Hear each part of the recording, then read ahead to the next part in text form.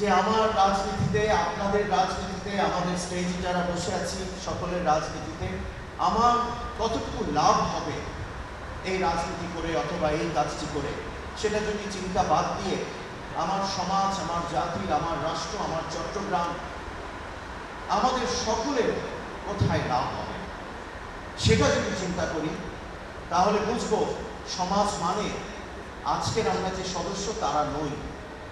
সমাজ মানে আমরা অনাগত দিনে, অনাগত যারা আসছে, আমরা তখন হয়তো বেঁচে থাকবো না, সেই মানুষগুলো সমাজের অংশ। অতএব তাদের জন্য একটি অসাধারণ রাষ্ট্র রেখে যেতে হবে। সেই জায়গায় এই ভবিষ্যতের মন্ত্রী এমপিদের দেখতে পাচ্ছি। আমি জানি এখান থেকে অনেকে মন্ত্রী এমপি হবে একদিন। অতএব সেই প্রিপারেশনটা নিতে হবে যেন সেই ধরনের রাষ্ট্র, সেই ধরনের সমাজ, সেই ধরনের সংসদে গিয়ে কিছু কাজ করবার মতো বলিষ্ঠ নেতৃত্ব যেন আমরা তৈরি করতে পারি নিজেদের মধ্যে। আসসালামু আলাইকুম ওয়া রাহমাতুল্লাহি ওয়া বারাকাতুহু।